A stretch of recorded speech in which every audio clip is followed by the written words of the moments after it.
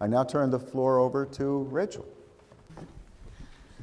Thanks. I'm happy to be up here welcoming Dr. Dan Kammen, who comes to us from UC Berkeley, where he is a professor of energy with the Energy and Resources Group, the Goldman School of Public Policy, and the Department of Nuclear Engineering.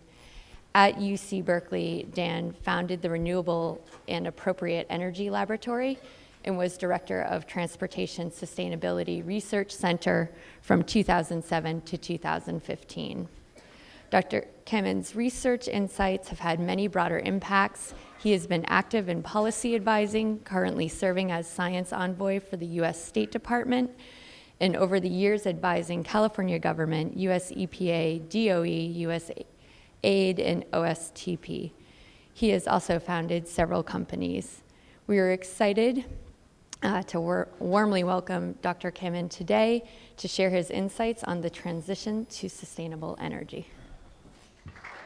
Thanks so much. Well, my thanks to everyone for being here and to the Energy Institute for setting up this really interesting forum. I will try to both upscale the conversation to the energy systems on a little larger scale in ways that Klaus highlighted, but then also, as you'll see later on, kind of try to focus back down on this particular issue of negative carbon as part of the process. And so I'll do this at a sort of a high level. I'm a physicist by training, and so what we've done so far is kind of much more the bread and butter of what we often get into in our laboratory, but because of the title I was happily took on, and because of the changes going on globally, this will be much more of a policy level talk. And so I'm hoping that the interactions will be obvious as we go, and then we'll get back into some of them in the conversation. I do have this interesting role of a science envoy for the State Department, which does not account for the black eye. That's actually a basketball injury, not a Washington, D.C. injury. But that is going to be a bit of a theme here. And the question really is, how do we think about this decarbonization pathway that we need and the real challenges we've just seen in terms of different technology pathways and some of the terrestrial and ocean sequestration, some of the issues around BECCS, the biomass, and carbon negative energy. And again, I'll try to tie these together, but in a little larger framework. And for me, that framework is actually that despite what I would say is a interesting scientifically but very challenging economic and chemical engineering story for many of the details for how to get this significant amount of negative carbon we're going to need in the process, that the global community is progressing in a very interesting way. And the science and the analysis of how to do this is, I would say, in a remarkably good state, given how little we've actually invested in trying to make the global carbon sustainable energy story work. And I'm going to try to unpack that as we go. So to my mind, that says that the 2 degree by 2050 pathway is still alive. It might be on a bit of life support right now, but it is alive. And even the discussions about the 1.5 degree or less, the so-called high ambition strategies, these are things that we could technically do.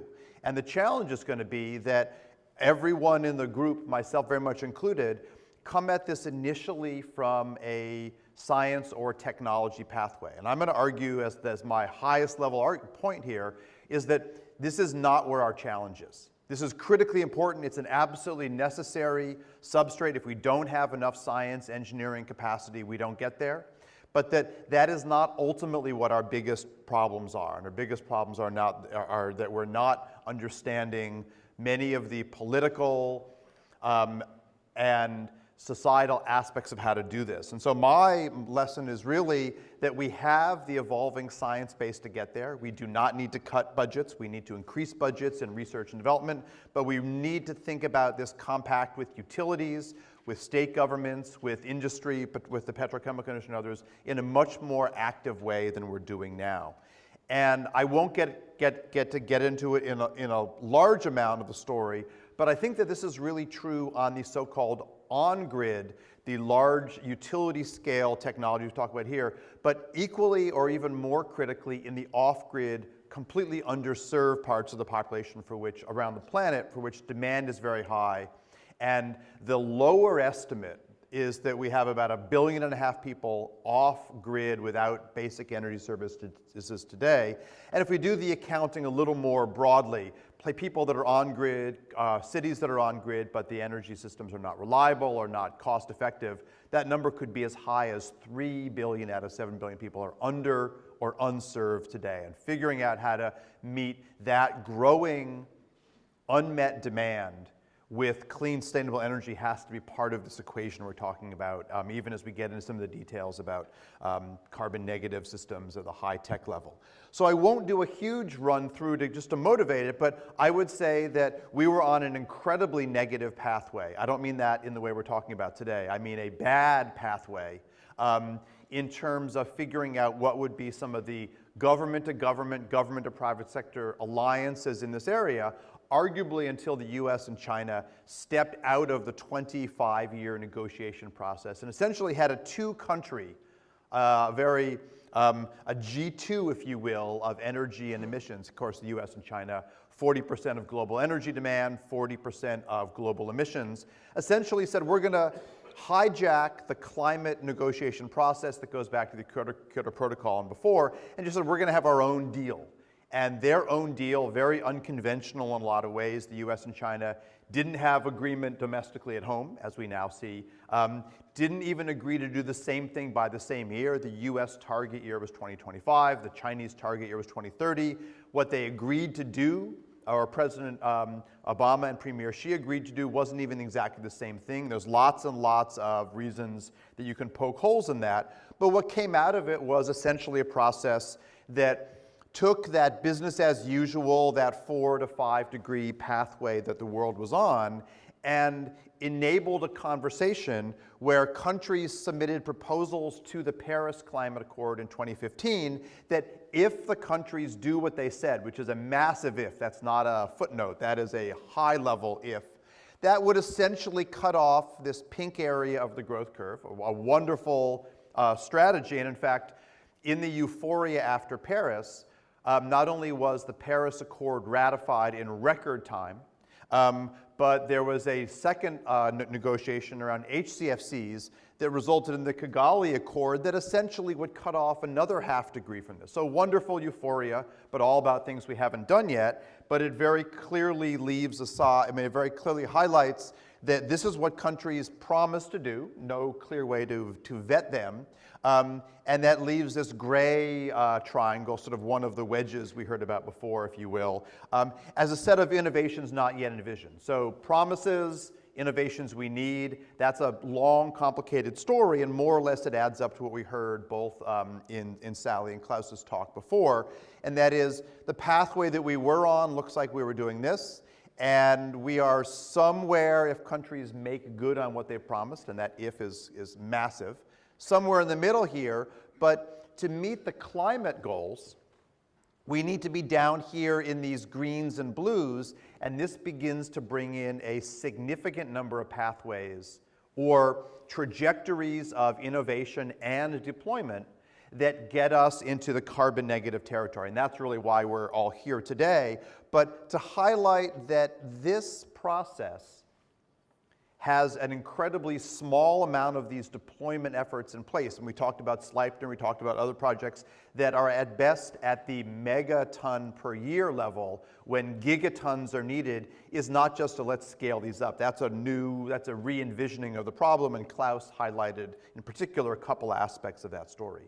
The good news, however, was that in my opinion, one of the most innovative policy frameworks that we had seen in the United States since the Clean Air Act essentially said each state should come up with its own target to meet what President Obama had recommended, and the Clean Power Plan called for each state to cut its emissions by about 1/3 by 2025 relative to their baseline. And so it wasn't competing the greenest states, the New Jerseys, Californias, New Yorks, Wisconsins, against those states with the highest carbon footprints at that time, but it was to compete each state against its own baseline. And so some places, a transition to clean natural gas, other places, a transition more to renewables. It was a battle against oneself. And I really thought that for a lot of reasons, this was near brilliant in how it was set up. And of course, now that the Clean Power Plan is officially on hold or worse, we are in a very odd situation. But it highlights, I think, the context in which these negative carbon processes need to be highlighted. And so I'm going to spend a little bit of my time highlighting a version of that story. And no surprise, I'll use California as a test case, not for what California's done relative to other states, but because it contains elements that I think allow an analysis on the science and on the cost-effective technical implementation of all the pathways we've heard to get looked at. And so a feature of the debate in California, and I would say the debate in Germany, the debate in Portugal, in Korea, Japan, Denmark, a number of places, Kenya, Bangladesh, a number of others, is that the climate energy story wasn't based around a specific individual and sometimes shaky decision. It was based on a much broader picture. And I want to highlight that with something which I think is one of the nice ways to think about it. And I'll explain what I mean by this shaky individual decision in a second.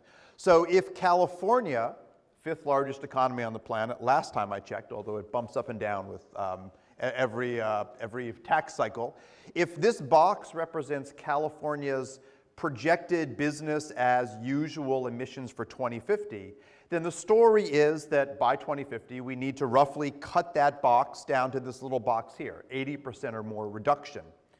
And instead of thinking about each piece of legislation or each subsidy proposal individually, what California did was to say, overall, our strategy, if we think about this box of emissions as a mixture of electrifying our energy demands or liquid fuels, whether they're fossil fuels or biofuels, that's one axis. And the other axis is how greenhouse gas intensive our fuels are. And with that framework, the different strategies that often look very confusing scientifically, technically, and very confusing to the public and to legislatures becomes a little easier to put together. And so in the California story, the argument has been very strongly, we need to be massively efficient on every possible decision, on requirements for industry, on rebates to industry and consumers, and that constricts the box and pushes both sides in. So less energy overall has to be the basic part of the story. And from there, after a significant flirtation with biofuels, California decided, for a variety of reasons that I'll only highlight very briefly later on because I'm using up a lot of time in this sort of broader discussion, that we were going to massively push to electrify everything possible. And the dual benefits of that are that we are going to use clean electricity for everything possible, domestic use, industrial use, vehicles, commercial energy, industrial energy. And we're going to then push this whole remaining box as far towards electricity as we can. A whole series of other regulations on electricity, on liquid fuels, on industrial processes are used to always select the cleaner options on all cases.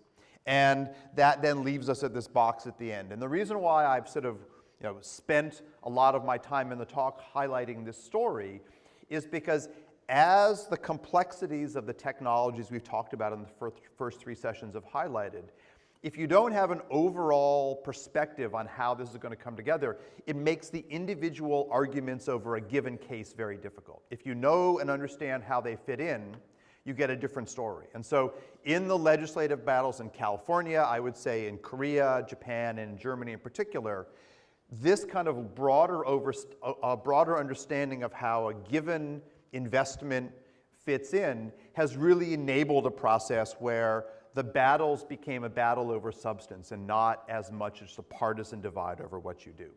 So one of the things that our lab at Berkeley has done in a number of countries is to build models of the electricity sector to understand the options and the costs for all of these technology systems. And so starting in California, we then have built very, very detailed models of the electricity sector Initially in California, which is part of something called the WEC, the Western Electricity Coordinating Council, that engages part of Canada, Western Mexico.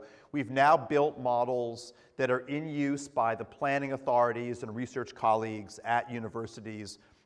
Number of Western states.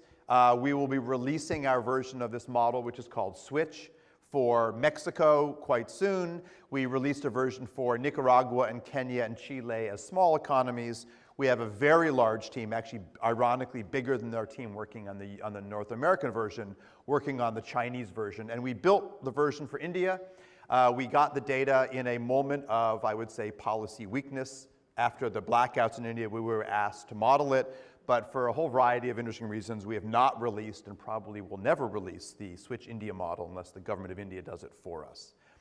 All of those modeling packages look very similar. They are large linear programs where the cost of generation technology, the cost of transmission, the cost or benefits of energy efficiency are all included in a very large power systems planning model.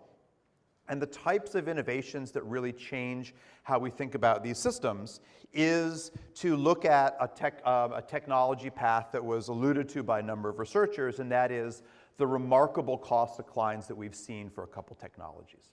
Solar is the one that gets the lion's share of attention because of this remarkable cost decline, and for the non-scientist engineers in the room noted this is price, but in log units, not against time, but against total deployment. And this picture of a so-called learning curve, a roughly 20% cost decline for every doubling of the number of units deployed, is a piece of sort of debated and contested economics. We observe it in the real world in technology after technology. How it fits into kind of a basic canon of economic theory is a little bit of debate. But for technologies that you can mass produce and deploy, we see this from everything from energy systems to laptop computers to cell phones to condoms to anything that gets mass produced. We see this sort of effect. And it's a critical part of the story because the fact that we see it for so many technologies means that you can effectively forward price, or you can bank on it to deploy more of a technology through subsidies or policies or encouraging manufacturing, and if those technologies get in the field, really observe this dramatic decline.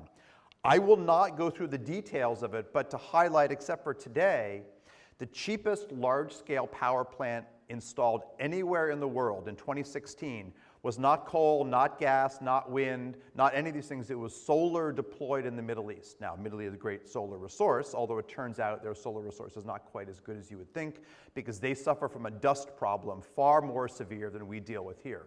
Often 30% reduction in output because of the problems of dust and some of the North African and Middle Eastern winds. But solar at under 3 cents per kilowatt hour has now been bid for and construction is underway in 3 different locations. And you just can't talk, I mean, those numbers are just sort of off scale for where we're going. It's not a feature that means solar is going to be the single dominant technology, although we just had solar in California being 50% on a given day of total energy consumption, not of capacity, but of actual electricity. So it's a remarkable story.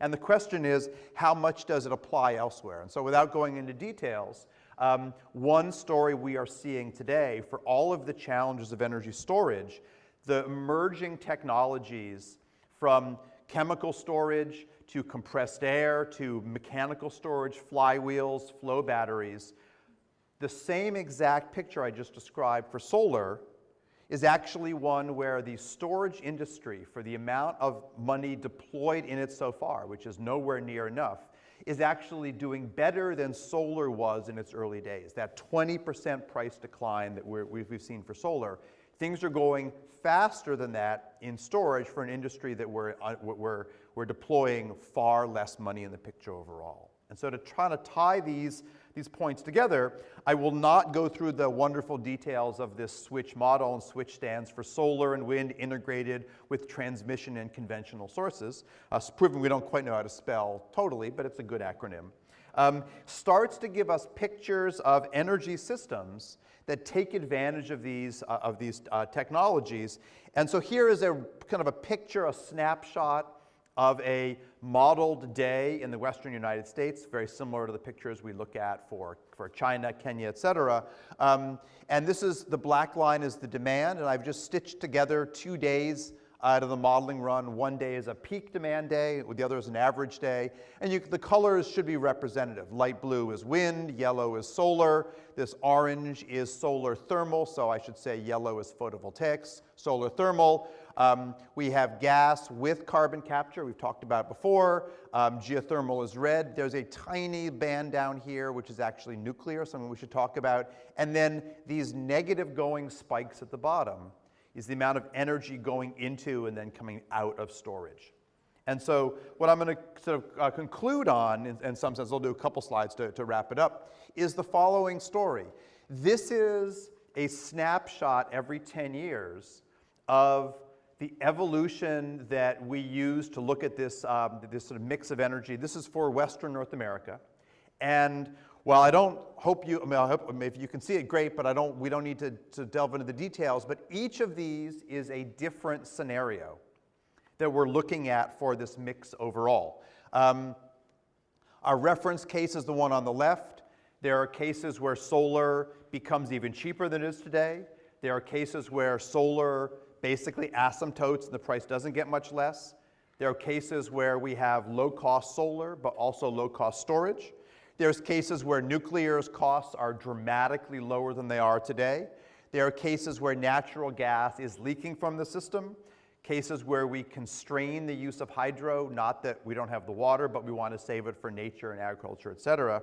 And I kind of present this kind of dizzying array of different cases to highlight that with technologies that we have today that we're quite certain about where they're going, all of these scenarios meet that 2-degree target. And let's throw out the one where we're not energy efficient for the arguments we've made before, but these all highlight that we have technology pathways to get us to this 2-degree number at quite reasonable cost. In fact, many of the lowest cost energy cases here so many of these cases are actually cheaper than we think the price would go to just based on our business as usual case because of the savings that we would get by investing in solar and wind and biomass and geothermal, et cetera. That doesn't get us to these biomass, to these negative carbon cases we're talking about. These are all on the generation side with clean energy or with an admixture of natural gas or bits of coal. They don't get us to the cases that you've heard in the 3 previous speakers. And so the need to do significant R&D in all the cases we've heard about before, onshore, offshore, biomass-based and others, is a critical part of the story. But this, we'd like to think, gives you hope. And what I want to conclude with is that each of these scenarios are ones that we've built in conjunction with the utilities that we work with in the regions, and so in China, in East Africa, South America, and this is just highlighting the Western North America one. All of these say we have paths to get us close, but this critical negative push that we would need to make those 2050 pathways happen is the piece that we're not researching anywhere near enough in this story. So this mixture of understanding and planning these pathways but understanding how this negative piece would come into the story is a kind of big missing element of the story. And I guess the take-home message to conclude at the end is that while all these pathways, you'll have advocates for them on the science or engineering side, the choices that need to be made here are not trivial. And by that I mean, let's say that we invest strongly in these very distributed solar and wind and storage pathways. That requires an investment in the transmission system, the distribution system, and energy efficiency that if we don't do, the costs are much higher. If, for example, nuclear were to play a much larger role, not something that we're seeing in California, but you can make an argument for it, you would invest very differently in the transmission infrastructure that you need because you basically don't need to build much more. The solar renewable ones require a very different investment.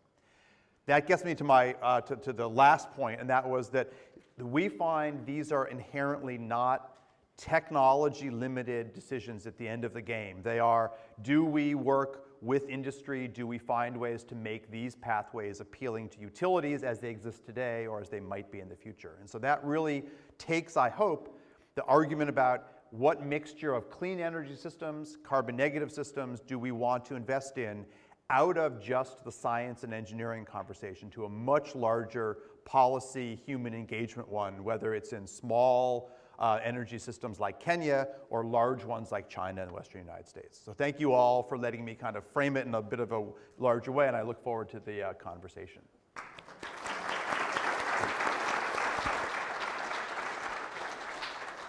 We have time for a couple of questions.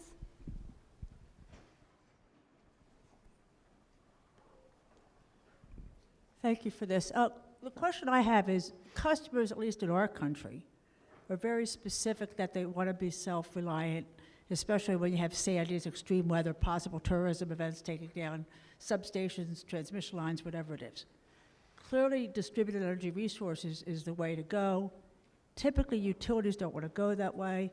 And I'm really into the solar, offshore wind, and storage. How do you see that going economically compared to some of these other things? It makes sense to me, but again, you're fighting the power of utilities for the most part. Yeah, so, well, great question. I mean, there's sort of a broad philosophical answer, which I think is important, but is sort of not that useful in the day-to-day. How do you make it happen? And then there's the more detailed one, i.e., how do you interact with the public utility commissions state by state? How do you make this story attractive to utilities? And so, as an example, in California, the program to really grow the solar industry has some very clear pluses and some critical reliance on the larger global story. That learning curve graph that I highlighted here for solar is one that each of these dots, whoops, I had the same problem that you did with the too aggressive use of the pointer. Each of these were significant scientific or engineering innovations that contributed to enabling this remarkable cost decline for solar. But ultimately, it was large-scale manufacturing, not exclusively, but largely in China, that allowed the deployment part of that story. So Germany, I would say Japan first, and then Germany, then California, and now many others, contributed by making their markets friendly to solar, either by subsidizing or by having utility scale mandates. In California, ironically, we are ahead of schedule to meet our 2020 climate target, and we are on schedule to meet our 2030 climate target, and it's essentially one that has taken advantage of this low-cost solar. The utilities today in California get credit for large utility-scale solar. And just recently I mentioned that we had about 9 gigawatts peak. We had about 9 out of 30 gigawatt peak energy coming from utility scale solar and about another 5 coming from distributed rooftop solar. The utilities get credit for that large scale desert-based solar generally. They get no credit. In fact, they get a whole bunch of negatives and costs put in their way to do the distributed household solar. Anyone thinking about sustainability, think this is crazy. Why can't you give them credit for the rooftop solar that I have and actually about 600,000 other Californians have? So the enabling part of this conversation is how do you incentivize the utilities by changing the rules of the game so they get credit for all that rooftop solar or for installing storage in the basement of buildings or for investing in pilot scale carbon capture plants. That part of the story is largely broken. A few utilities do it, but very, very few. So apologies for doing it kind of a high level, but it's a great point. So Dan, there's a very big concern among a lot of utility companies about the so-called death spiral. So you put in more and more solar, and they still have to be the backup in supplying the electricity. Correct. And and that's actually happening in Germany. So how do we avoid this in the present business models of public utilities? So something which I didn't highlight in here, but which we all sort of assume, oh, sorry, I meant, I was jumping to that one slide. I was thinking, yeah, if you can. Which slide do you want? It's this one right here. That one? Yep. So when we talk about large-scale energy systems, we either think utility-scale large projects or distributed down at the level of solar on my rooftop or another individual technology. We have done almost nothing to explore the middle ground. We haven't done anything on the technical, or very little, on the technical and economic level to say what actually is the right scale to make economically viable decarbonization units. And so an example of the sort of projects that we're just starting to see, this is one that we're doing with colleagues at Lawrence Berkeley National Labs, Stanford, NASA, and others. There's a similar effort in Cincinnati. There's another effort in Cambridge, Massachusetts, that are wondering, is it the household, is it the industrial building, is it the block scale that allows you to capture the economies of the different technologies? And so here is one project. It's 40 homes in a very low income area of Oakland, California, which are wiring themselves as a mini grid, but not a mini grid in a very rural location. This is a mini grid right downtown, where they are sharing the rooftop space to install solar. They have invested in one vacant lot becoming a centralized storage location using flywheels in this case actually to store energy, and at the same time to then replumb the neighborhood so they capture gray water. They use their excess energy for local purification. And so what we have found in a number of places, and these are happening in Japan and they're happening in the Netherlands, that there are intermediate scales that may actually be much more attractive to bring these systems online. The mixture of very distributed solar on my rooftop, which is sort of the death spiral you've described, versus these block scale systems is one example of trying to figure out what is both the scientific and what is the business model that allows utilities, which I say in a lowercase u, to persist in the future. And by that I mean the following. If the death spiral is that the best economic choice for everyone in this room is to have their home or their business entirely energy self-sufficient, that's a death spiral for traditional utilities. What's their purpose in such a system? There are some strong advocates for that, but most people analyzing these kinds of power systems like the switch model I described think that the economics looks much better for a system where utilities are rewarded for essentially being the eBay of energy. That each unit can buy and sell, but that utilities are both providing backup power and being paid for it, and are connecting systems together. And so it's a long answer to the question, but it's essentially, we haven't done enough of this sort of research across scales to figure out which are the business models that enable this decarbonization pathway that makes sense for current utilities or for evolved utilities, meaning utilities quite different than we have them today, or is this ultimately a race to totally decentralized systems, which I don't think that's going to be the winner, but there are some advocates for it. So I hope that pulled together what you asked. The panel? Thank you very much. Thank you.